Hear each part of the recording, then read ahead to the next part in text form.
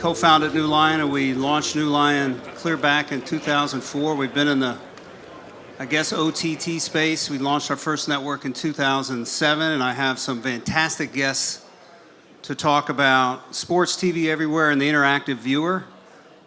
We titled kind of this session The Interactive Viewer because I really believe over the last 3 years especially, there's been a fundamental shift from just simple streaming of video to services that engage viewers, not just with video, but multiple video sources, multiple audio sources, social media, data.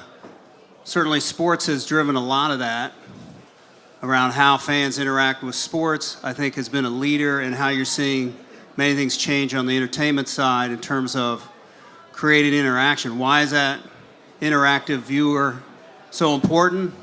Well, it certainly drives a lot of engagement. We did about 40,000 live sports events last year. We have about 300 linear channels that we deliver over the top, so to speak. If you look at the NFL on an internet-connected device, the average engagement is close to 3 hours. If you look at NHL Game Center Live, average engagement well over an hour. So long-form programming, live programming, and the way you interact with programming is driving much longer engagements. When those engagements are longer, it gives you a great opportunity to monetize that, either through subscriptions, behind the paywall, kind of like a Netflix model, or transactionally, like you find with Apple TV, or as you'll see from the Big Ten network that many of you might be sitting on right now, lots of inventory. Long-form video now opens up a whole cadre of mid-roll opportunities in terms of advertising. So to talk about this subject, I think we definitely have some great speakers, very busy guys that I'd like to have them describe. I'm going to introduce them. They're going to describe a little bit about their digital business and how that business is being monetized. And then we'll have some questions that we're going to ask to kind of go through this topic of the interactive viewer, TV everywhere, driving, engaging, and building audience in digital. We have time for some questions also from the audience as we go through it. So I'm going to introduce each person kind of in order, but maybe as we go through, you can kind of explain a little bit.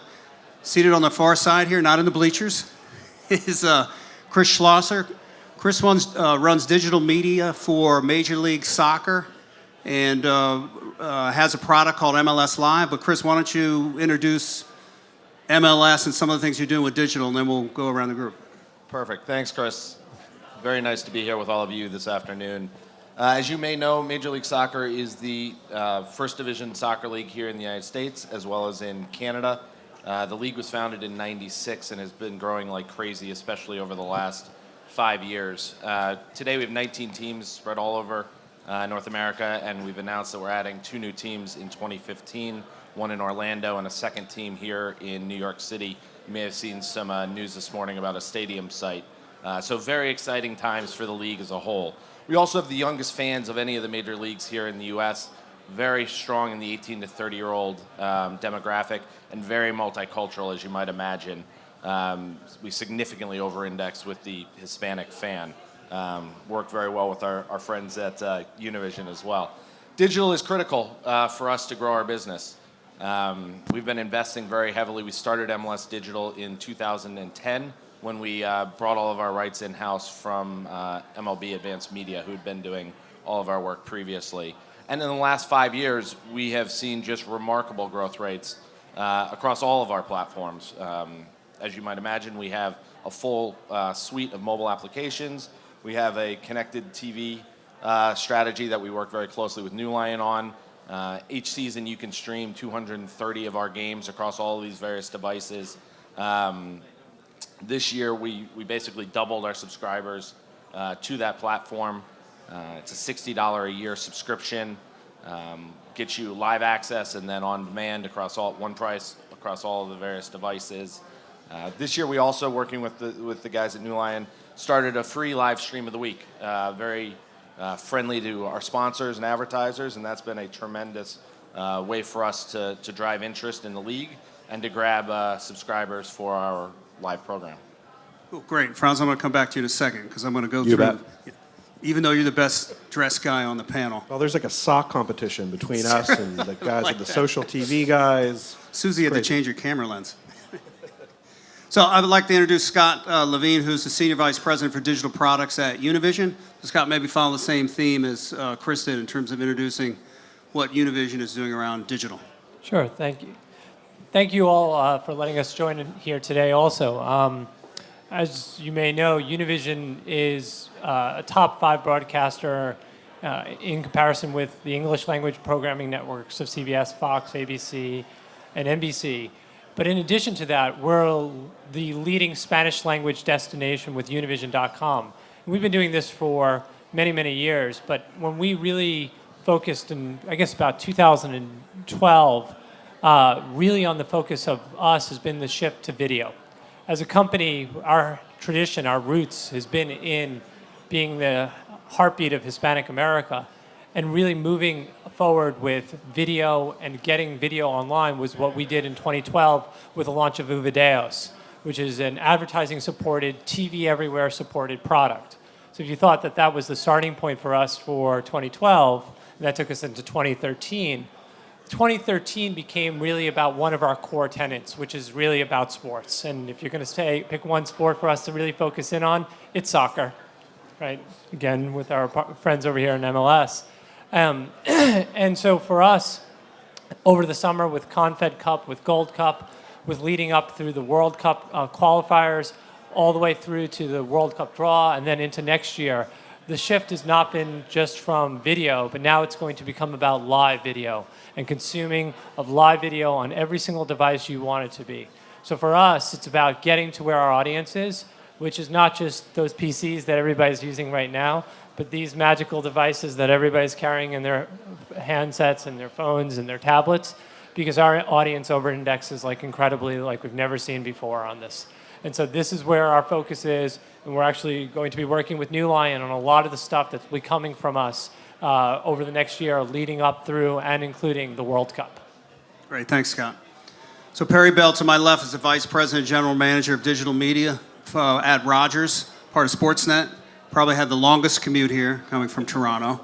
Perry, if any of you followed, recently the deal between the NHL and Rogers Media, very big transaction, which Perry will explain among other things. But one of the first big deals that included all platforms in terms of those rights, also included all of Canada. So this whole confusing thing that consumers have, certainly in sports, around in-market, out-of-market, blackout markets, all those things for sports, were all kind of solved in this recent Rogers deal. So Perry, maybe you can introduce Rogers Media and then talk a little bit about that transaction. Thanks, everyone, for having me here. I work for Rogers. Rogers is a company in Canada that has cable, wireless, and we have a media side with publishing, radio, and television. We are in specialty television, we're in conventional television, but our biggest and highest priority on the media side has been sports. We own the Toronto Blue Jays, we own the stadium in Toronto that the Jays play in, we own 37.5% of the Toronto FC, as well as the Toronto Maple Leafs and the Toronto Raptors. So we've got a very big interest in sports, and now we did this 12-year, $5.2 billion deal for exclusive rights. That's with a B. With a B. And we're beginning to peel back that onion exactly of what that deal is going to mean, but it is a very exciting time to be at Rogers in Canada. We are very committed. We are fans of sports ourselves, so we're very excited about the opportunity to try to make this a better experience for the consumer of sports. Because we're not just broadcasting, we're also team owners, we're also ultimate fans. So today I can talk a little bit about some of the stuff we've been exploring. We've done some experimentation in fringe sports like curling. We've done some great OTT as well as TV everywhere with soccer, with premium soccer. I am probably the second biggest cycling fan in this room. I met someone from Adobe who's just as big a fan as me. I'm hoping to do more in other long-tail sports like cycling, so hopefully we'll cover a few of these topics. Great, thanks. So I say Franz for last because Freewheel and New Line have done some great partnering together. And one of the reasons why I think it's great to have Freewheel on the panel, as we'll talk about, this experience moving more and more to long-form video and the opportunities to build inventory around advertising for live on any device, just like we're used to on television, is a big part of what we've been able to do together. So maybe you can talk a little bit about kind of macro level what's going on with long-form video and how Freewheel supports your clients. Certainly the Big Ten Network is one of those, but as an introduction, that'd be great. Yeah, and for those of you that aren't aware, again, thanks for the intro. Happy to be here with the rest of the panel. Freewheel's been around a brief history, about 6 years. A good way to describe it is we help TV companies sell and monetize advertising like they do on television, just in any dynamically capable environment. So a lot of that's been IP in partnership with you guys on, for sporting, episodic content, for broadcasters, MVPDs, and also some of the kind of the best of the made for web, which are also experimenting with longer form and mid form content and mid rolls and pre rolls and more television like experiences.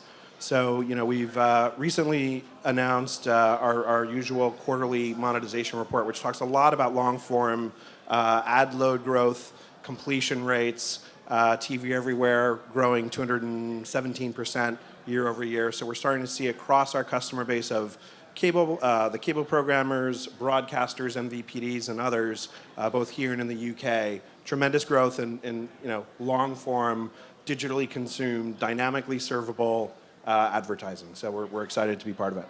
Yeah, and that dynamic advertising, it sounds technical, but essentially it allows you to move ads in and out whenever you'd like on any device in specific geographic regions, whether you're on smartphone, tablet, or PC. I think one way to think about it is it brings the best of what has been in sort of digital advertising, the targeting capabilities, data capabilities when appropriate, with the sort of sight, sound, motion of television advertising. So bringing those two together, being able to switch them, ads in and out, being able to redirect sales rights back and forth between MVPDs and programmers in a dynamically sort of capable way, real time, across any device, not just IP anymore, but also soon enough in set-top boxes, like we heard from Rick and Chris from Canoe. So that's all the world that we're living in. Okay, cool. So maybe I'll ask the first question to the panel is really one around, how do you guys make money, right? This notion of being able to interact with your viewer, I think is, I'm going to propose is key to how you monetize this video. Maybe starting with Chris and coming around this way.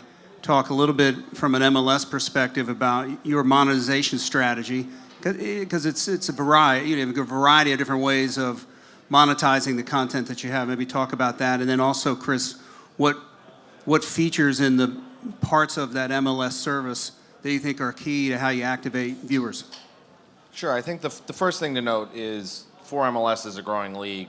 We view our investments in video and content first and foremost as a way to grow the league, to engage our fan base. We're investing not only in live broadcasts, but also in significant premium content creation. We'll create somewhere around 1,600 hours of episodic videos in English and Spanish next year. That'll cover MLS, that'll cover the world of soccer, that'll cover Spanish language soccer. And so for us, it's all about engaging that North American soccer fan. We also love to make money. And the way we make money on our content is twofold. For live games and our really premium content, we have a subscription service. We think $60 for 230 games is a fantastic deal, and our fans have responded very favorably to that. But it doesn't stop with just subscription, and we think ads are a key part of it. We have a very big sales team that sells multi-media packages from jersey sponsorships and stadium sponsorships all the way through to 15-second pre-rolls, whether it's on your mobile phone or on the computer. So we're trying to monetize it in all the various ways that you can. And Chris, the MLS Live Premium, is anybody, any MLS Live viewers in the audience? If you're interested in MLS Live, email me. We certainly can send you a promo code so you can check it out. But with MLS Live, without getting any subscriber numbers, that product's been around for 3-4 years? 5 years. 5 years, and how's the growth been over that 5-year period? Hockey sticking. It's unbelievable, and what really started out as a computer program, it was a way to watch, at that time, fuzzy video on your computer and a little screen.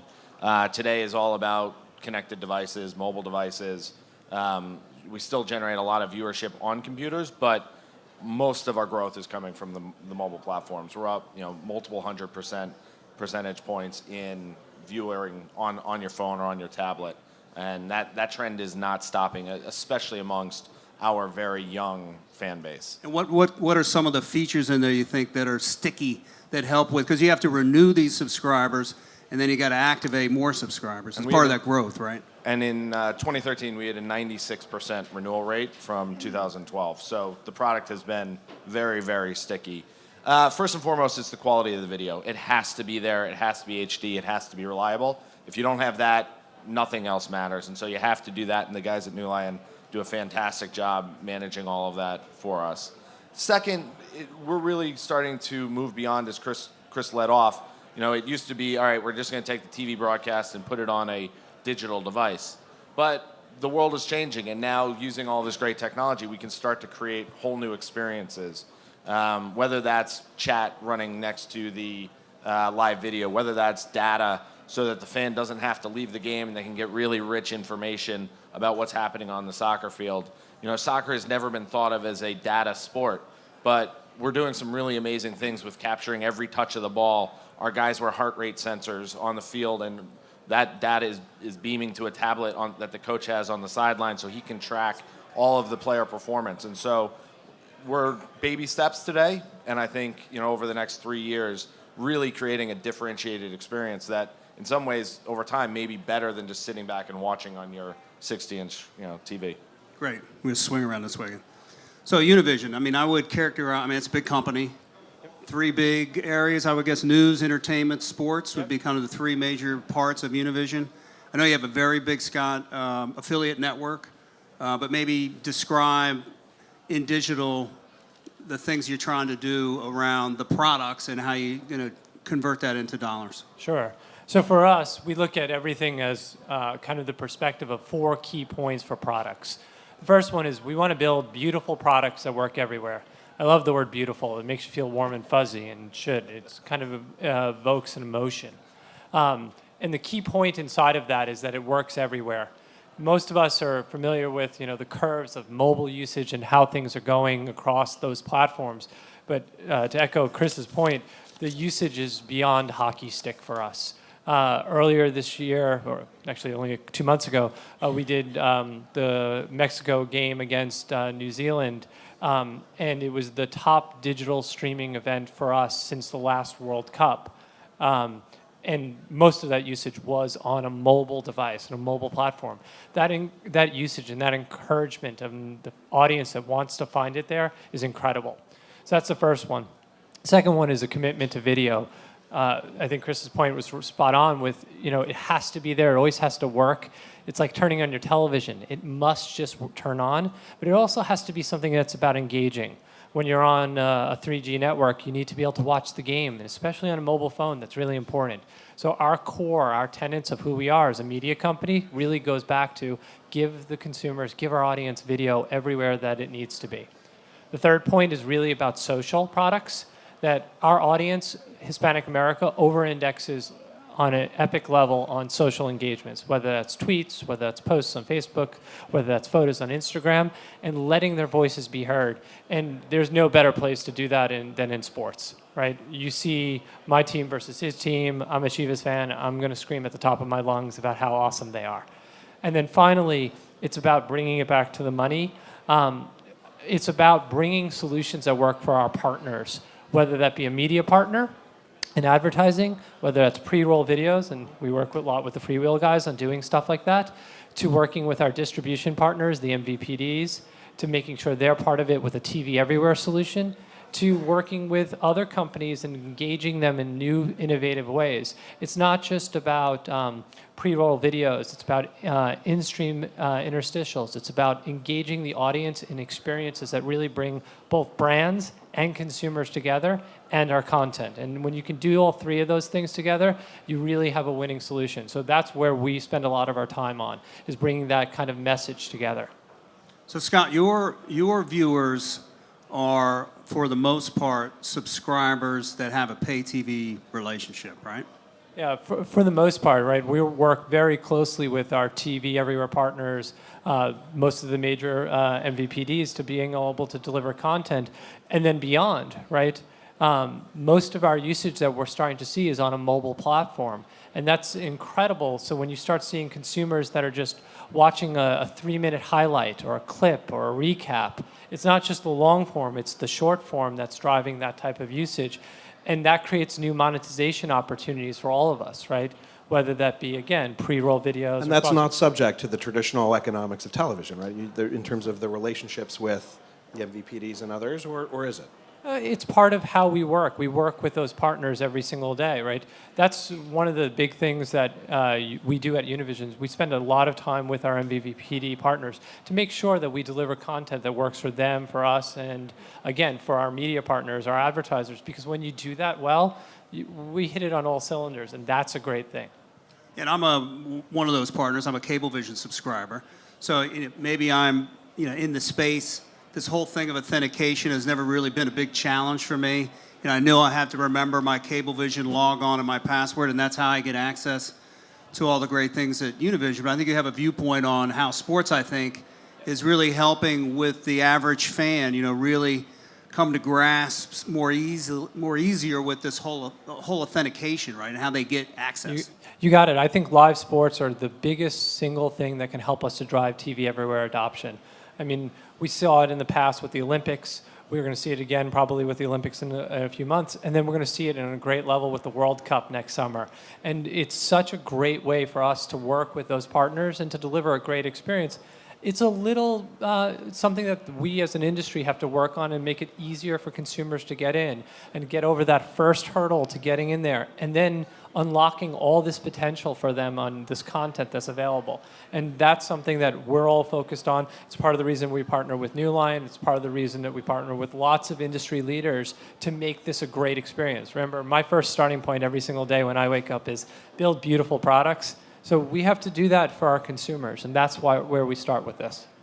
I'll come back to Perry in a second. So Franz, so Univision rolls out, this great usage is going up, engagement is going up. What are some of the things that Freewheel does? Because you guys are partners already, but how do you engage to kind of start to monetize all that inventory? I think it depends a lot on sort of keeping it beautiful, right? Because you need to keep it beautiful for the consumers, which is a lot of what you're working on, but the ad experience needs to be beautiful for consumers, especially in live sporting events, where in TV, you've kind of had these fixed ad placements over time where it's, every ad is cut exactly to the 100th of a second, to a 30 or 15 second spot, and you get a seamless, perfect experience, especially in live sports. And those ads have been, baked in and been ready to go for days in many cases. In a dynamic environment, you need to apply that same sort of level of rigor around forecasting and operations and QA of creative, so you please not just the consumer so they get a TV-like experience which they might be used to on TV,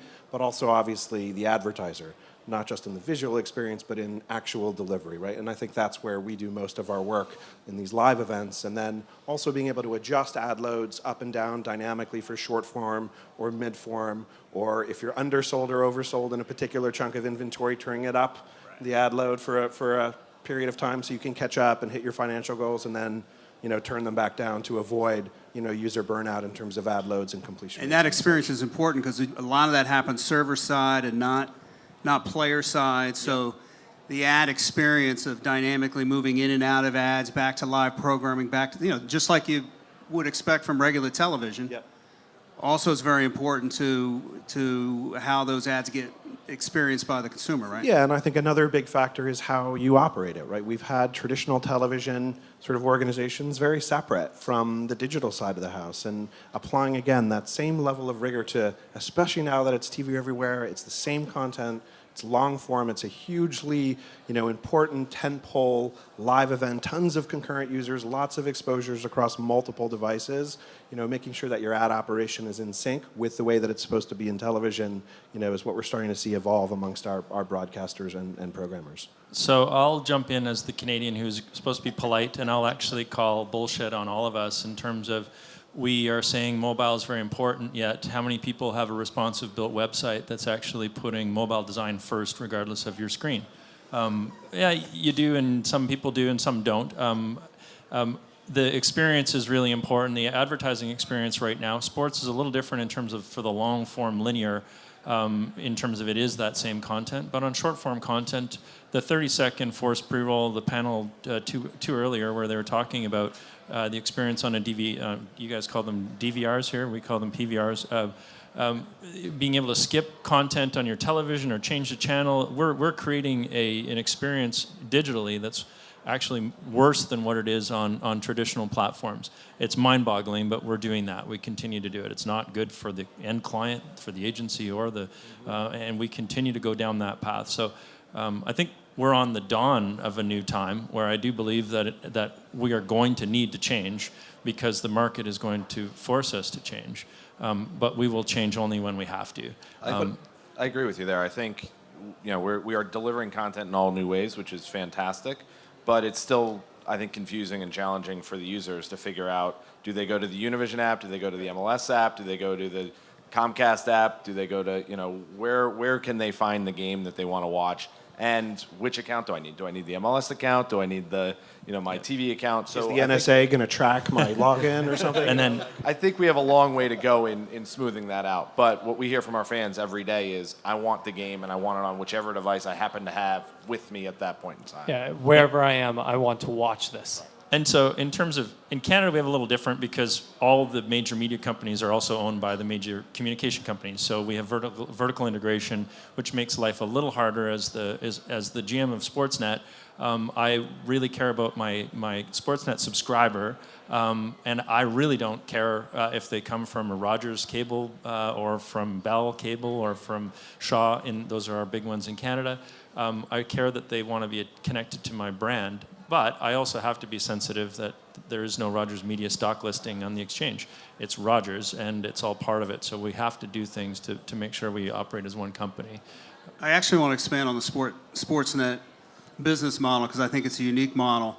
And you have the flexibility at sports. So Sportsnet being a sports, seven linear channels? We've got eight linear channels, a magazine, and radio stations in various places in the country. So 5 platforms.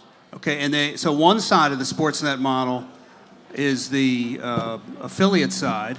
The other side of the Sportsnet model is a kind of a B2C model where you can actually connect, go direct to consumer with a credit card and activate them. So I think that's interesting that you have the flexibility to do both. Maybe Perry talk about that a little bit.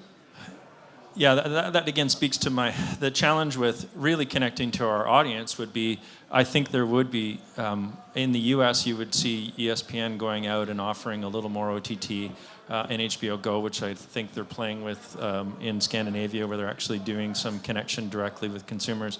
We're playing with a little bit on some products. With Premium Soccer, we do offer it's an expensive add-on to your cable. It's a little more expensive to add it on or to buy it separately with us, but we're giving soccer fans an opportunity to go directly to our brand to capture the BPL, for example, or many of the Champions League and a bunch of great content.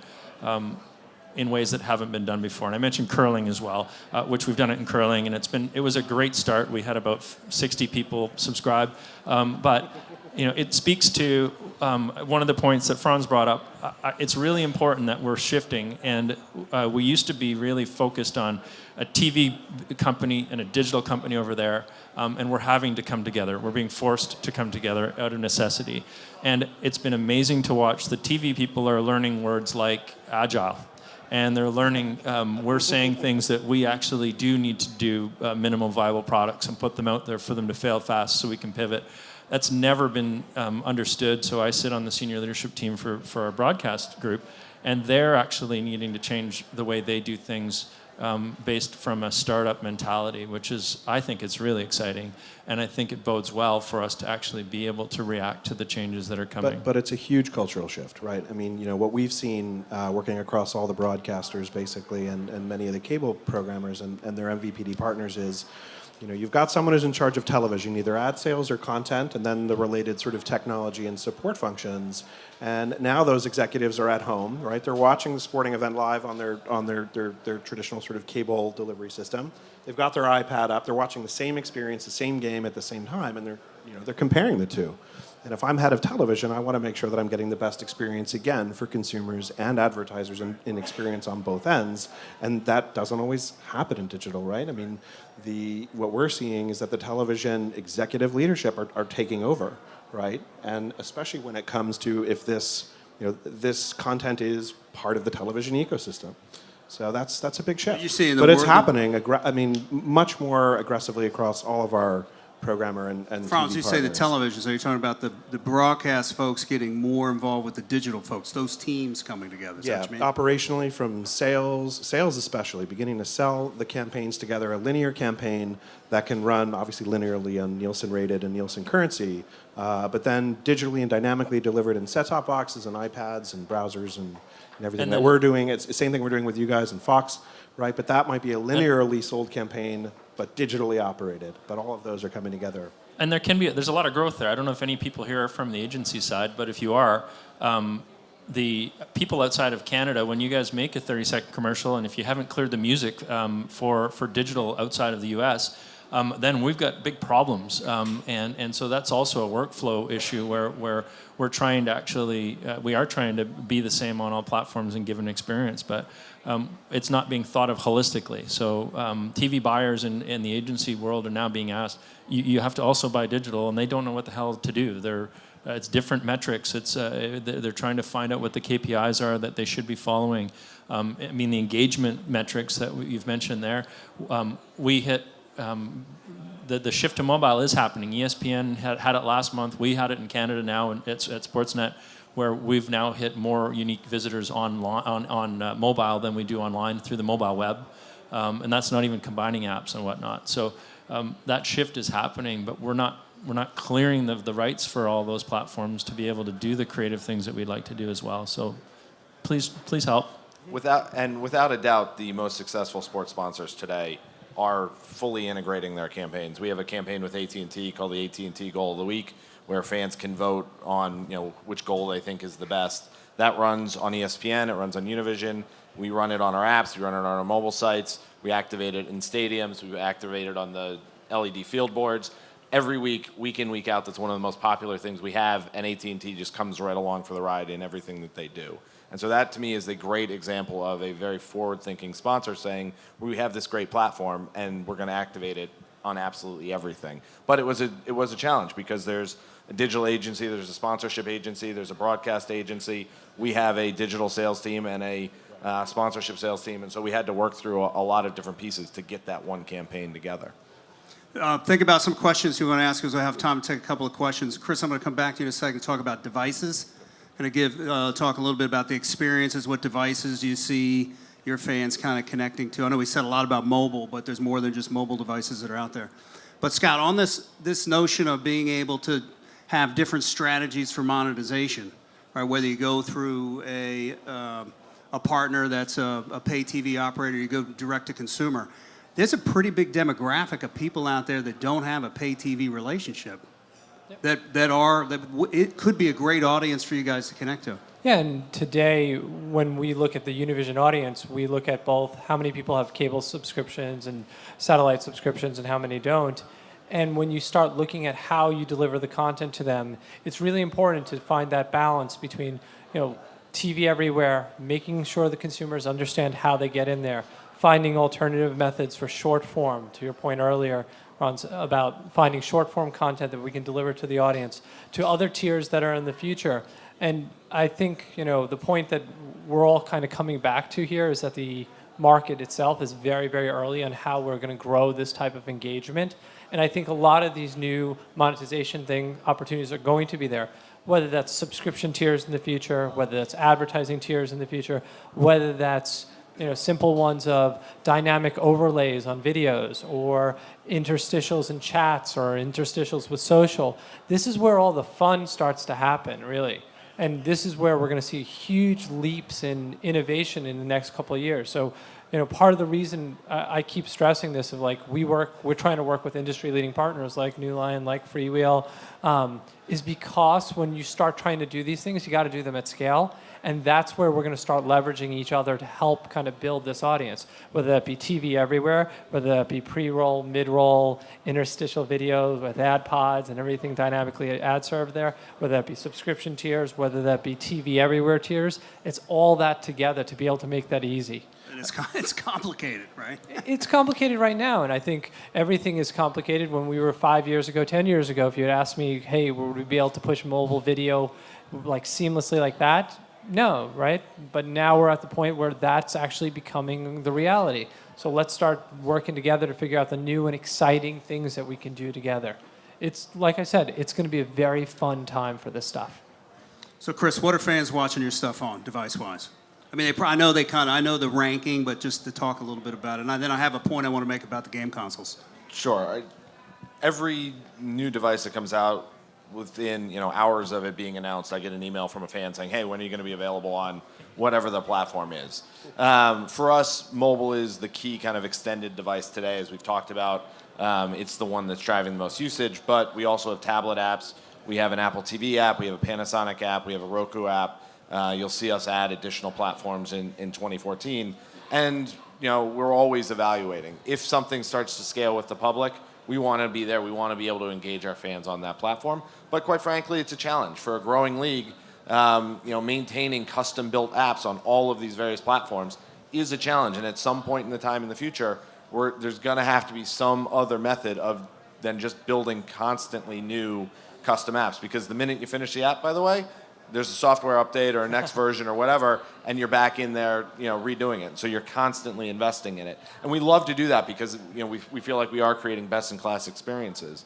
But at some point in time, I think the content owners are going to say, we have to be able to standardize this stuff. There have to be frameworks that work across multiple of these platforms.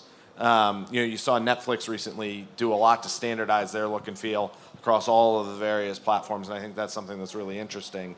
And you can only do it so much. I mean, Roku has their standard, Apple TV has their standard, and you have to play within their rules. So I think this is an evolving area for us. Or you say, I'm not going to build an app until it reaches X usage threshold, and then I'm not going to, Which we do. I mean, you have to. Right. Or I'm not going to monetize it until it reaches X threshold, right? So experimentation versus sort of production. And I think there's an opportunity also for working with some of these partners to try new things, right? Everybody here is tried and true on an iPad or an iPhone app or an Android device, but Xbox One just launched, and we just launched an app with them. So that's going to be a great experience for us to try some new things there that will leapfrog and set us up for the next generation of mobile devices and so on. So it is challenging, but it's also the flip side of that is you get to try some new things every single day. And the Microsoft announcement's pretty interesting if you follow. That Xbox One has a frame rate that's twice the speed of regular broadcast television. Twice. So you get a 6 megabit feed, NFL, twice the frame rate on an Xbox One, all with voice commands, with the ability to bring up, ways to connect with your buddies through social media. Really great experience, right? And I think creates another opportunity to kind of build around this interactive viewer, which was, one of the topics of this session. Really cool stuff. I think what we are looking at when we're starting to play with the Xbox One, and one of the reasons we got very excited about this was this notion of bringing the audience, the viewers, the statistics, the video streams, all the experiences together into one immersive environment. And whether you want to watch the game on your Xbox One or watching it on Univision or doing it in another experience and playing with your mobile phone, that's where you start seeing these great new user behaviors. Right, and just to put some statistics on it from our end, right? So we're tracking the number of video ads that are happening in tablets and mobile phones and browsers and OTT. And in our latest report, I think it was 53% of all video ads against long-form content was happening in OTT environments, where OTT is, a Roku and Xbox and internet-connected television, right? So basically a big screen. So that's a big change, and it was a big increase, from the year prior, and a lot of that data is available free on our site, so you can see that for yourself. Cool. I'm going to ask the panel in a second, just giving you a heads up. a little bit about kind of some forward-looking things that you see coming up over the next year. I don't like to go out any further than that because It's a time for predictions. it is prediction time. It's always time for predictions, but no more than 12 months out. Any questions at all from the audience? Yes. A microphone is on its way over. State your neighbor's name. This is Lucas. I'm Dan Akins. No, I have a question for the sports type apps. How many of your users either want to use those apps in stadiums watching the current game that they're doing or watching other content, and what are the challenges there and how important is that? So for us, we do see fans using our apps in stadium. Soccer, it's not necessarily to watch the game on your app in stadium because it's such a fluid game, but it is near real-time highlights. That's critical. Hey, I missed that call. I want to go back and see what that looks like. The other thing that we're seeing a lot of, the great thing about having a wireless network in the stadium is you can track what's going on that network. And what really is happening is fans are sharing their experience. They're posting Instagram pictures, they're posting Facebook, they're posting Twitter. That's what they're doing. They're bragging about the fact that they're there in the stadium, and that is something we absolutely want to enable, because what better marketing than your fans saying, hey, check out this amazing MLS crowd in one of our cities. I'm glad you said that, because I was about to use bullshit again, interacting with your apps. It's all about the selfie. People are using their phones to take selfies and posting it. I mean, it is an open question too, in terms of, I don't know about in the States, but we do have challenges with the connectivity at stadiums where they're not actually able to handle. We do too. Yeah, so that's also a real challenge, but that is something else I think is going to change and progress, and to try to increase the engagement while in stadium. It's definitely on the roadmap. I'll be at the Knicks game tonight, and it's rare I can even get a text message out. Right? I mean, that infrastructure is still kind of an issue there. We're actually very worried about that. We think, especially for that young millennial fan, that may eventually be a deterrent to coming to the game if they can't share that experience. So much of their life is about sharing where they are and what they're doing. I mean, you've all been to a concert recently, and everybody has the phone up. That if for some reason that doesn't work, we wonder if the kids will say, you know what, I'm either going to watch at a bar or I'm going to go do something else. And so something we're focused very heavily on. Another question from the audience? Yes. You've talked a lot about second screen experiences, but I'm curious about integration with the main screen. Have you had any successful stories about that, or hit any roadblocks due to technology? Define the main screen. Meaning like your main screen in the TV in your home. TV connected to a set-top box. Yes, exactly. So for us, a lot of the story that we keep telling is about how we bring all these platforms together, whether it's linear and digital. And for us, it started actually a lot of those integrations with social. And so we've been doing a lot of work on bringing social engagement, especially when people are talking about what's going on, right to screen, and bringing both fans, advertiser partners, all into that kind of circle. And it's been really successful for us, both from a sports perspective, news perspective, entertainment perspective, all around. So the kind of completing that circle, it's one of the things that we pay a lot of attention to, of how we keep the fans, how we keep our audience engaged, again, on whatever screen you want. We want you to be part of that experience. And the experimentation is definitely happening into that big screen. So Major League Baseball is a great example. We produce a pitch predictor now, even on Fox as well in the U.S. The locations of the screen is getting used more for more information, more stats, more real time, and that's based on the expectation of that coming from other platforms for sure.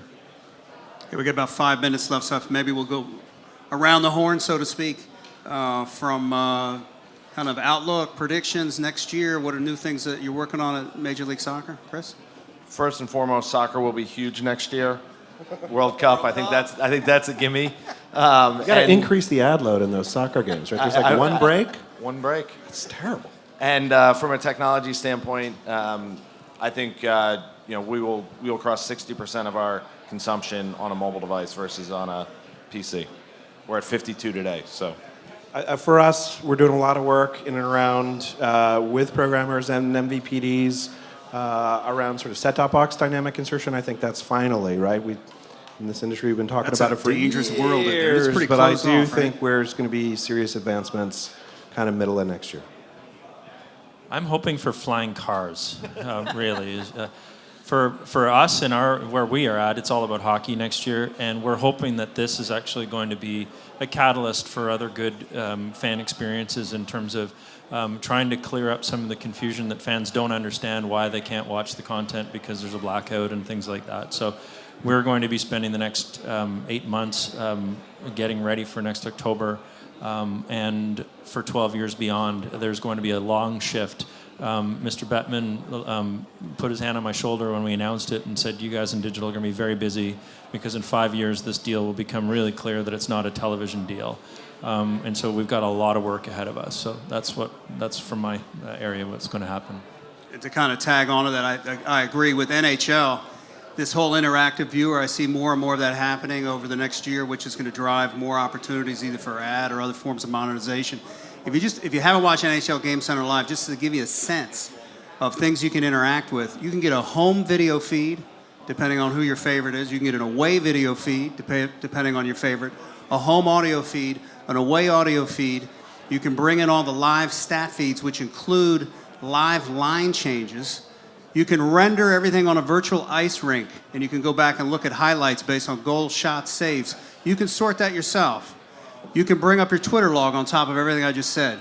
So that is a form of interaction that is going to happen more and more and more, and I think that actually changes the experience of that one-way conversation with television, which is the big screen, because of the way, certainly, I'm not in that demo, but certainly younger audiences really aspire to connect and interface and be interrupt-driven, and I see more and more of that happening. I think, can we have a side of fries with that too? That'd be fantastic. I think for us, it's really going to be about that blend of making beautiful experiences that are really easy for consumers to get into, especially around when we start bridging that gap of making it easy for TV everywhere, making it easy to monetize the content, bringing our partners along, and making the audience really be singers for all the types of content that we're going to have here. Once we make that easy, I think that's going to be the next year, is really cracking the nut on bringing that experience that's a fantastic, beautiful experience for all of us. Agreed, guys. Thank you very much for your time. Thank you for your attention. Appreciate it.